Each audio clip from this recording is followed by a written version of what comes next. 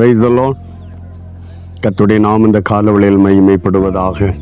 நம்ம இணைந்த ஆண்டவருடைய பாதத்தில் இந்த காலையிலும் கூட தேவனை நோக்கி பார்க்கும் கிருபை தானமாய் அப்பா நமக்கு தந்ததுக்காய் ஆண்டவருக்கு நன்றி செலுத்துகிறேன். இந்த நாளிலும் கூட அப்போஸ்தலர் நடபடியின் புஸ்தகம் 10ஆம் அதிகாரம் அதனுடைய 31வது வார்த்தையை வாசிக்கிறேன்.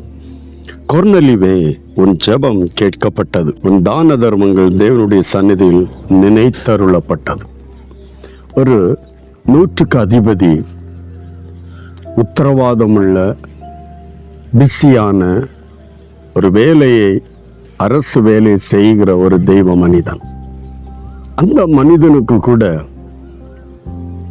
உபவாசிக்கவும் ஜெபிக்கவும், ஆமீன், எப்பொழுதும் ஜெபித்து கொண்டிருக்கிற ஒரு பழக்கம்.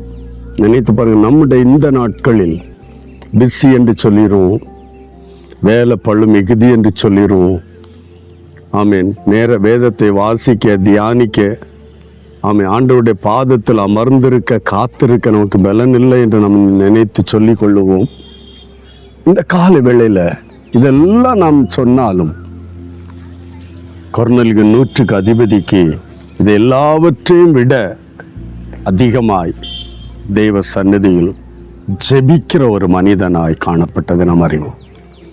அந்த ஜெபம் தெய்வ சந்நிதியில் போய் எட்டி இருக்கிறது. உன் ஜெபம் தெய்வ சந்நிதியில் போய் எட்டினது. இந்த கால வேளையில் சூழ்நிலையை பார்த்து அல்ல, உன்னுடைய இருதயத்தின் வாஞ்சையை பார்த்து ஜெபம் கேட்கப்படுவது. வேதனையோடு இருக்கும்போது, துக்கத்தோடு இருக்கும்போது நம்முடைய ஜெபம் வேறு விதமாய் காணப்படும். அது பாரத்தோடு, அது உண்மையான அந்த நேரங்களில் உள்ள ஜெபம் நிச்சயமாகவே பரலோகத்தை அசைக்கக்கூடியது. ஆனால் எல்லாம் நிறைவாயிருக்கும்போது ஒரு தேவ பிள்ளை ஜெபித்தால் அதுலேயும் ஒரு குறைவும் இல்லை, டென்ஷன் இல்லை, கை நிறைய சம்பளம், அப்பொழுதும் தான தர்மம் நற்கிரியைகளும் கண்ணீரோடு ஜெபிக்கிற, அதுலேயும் உபவாசித்து ஜெபிக்கிற ஒரு தேவ பிள்ளையா இருந்தால் பரலோகம் அந்த வார்த்தையை ஒரு நாளும் தள்ளாது. கொர்நேலியு அதே போல நாம் எந்த சூழ்நிலை இருந்தாலும் மனரம்யமாக இருக்க கற்றுக்கொண்ட ஒரு தெய்வ பிள்ளைகள் நாம். ஆனால் ஜெபத்திற்கு பதில் உள்ளத்தின் ஆழத்திலிருந்து முழு மனதோடு, சூழ்நிலையை பொறுத்தது அல்ல, நிறைவு குறைவை பொறுத்ததல்ல, உள்ளத்தின் ஆழத்திலிருந்து மன நிறைவோடு ஜெபிக்கிற ஒரு ஜெபம் பரலோகத்தில் நினைத்தருளப்படும்.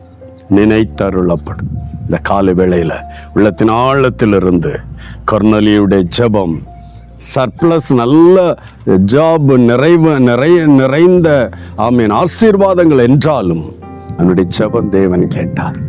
இந்த கால வேளையில் நாம் எந்த சூழ்நிலை இருக்கிறோம் என்று அல்ல, உயர்வோ தாழ்வோ என்ற பிரச்சனை அல்ல, மன இருதயத்தின் முழு இருதயத்தோடு முழு மனதோடு தேவனை நோக்கி ஜெபிக்கிற ஒரு ஜெபம், ஹல்லேலூயா, பரலோகத்திலிருந்து அது நினைத்தருளப்படும், பதிலை கொண்டு வரும். இந்த கால விளையாண்டவரை நோக்கி பார்க்கலாம். நாம் எப்படி ஜெபிக்கிறோம்? முழு மனதோடு ஆண்டவர் நம்மோடு கேட்கிற முழு இருதயத்தோடு முழு மனதோடு விசுவாசத்தின் உறுதியோடு ஜெபிப்போம். நம்முடைய ஜெபமும் நினைத்தருளப்படும், கேட்கப்படும். ஜெபிக்கலாமா? அன்பு தகப்பனே, இந்த காலை வேளையினோடு இணைந்து எந்தெந்த தேவைகளுக்காக, எந்தெந்த பிரச்சனைகளுக்காக, எந்தெந்த பாடுகள், பல நாள் ஜெபித்தும் ஜெபத்துக்கு பதில் இல்லை என்கிற ஒரு நிலையில் இந்த நாளில் இந்த வார்த்தையை கேட்டுக்கொண்டிருக்கலாம்ப்பா. கிருபையாய் இருதயத்தின் முழு நிறைவோடு விசுவாசத்தின் பூரண நிச்சயத்தோடு ஆண்டவரே உம்மை நோக்கி கூப்பிட, உம்மை நோக்கி ஜெபிக்க கர்த்தர் கிருபை கொடுப்பீரா. அந்த ஜெபம் பரலோகத்தில் நினைத்தருளப்படும், பரலோகத்தில் வந்து சேரும், அற்புதங்களை கொண்டு வரும். இந்த கால வேளையில ஜெபிக்கிற ஒவ்வொருவருடைய வாழ்விலும் ஒரு மாற்றத்தை தருவீராக.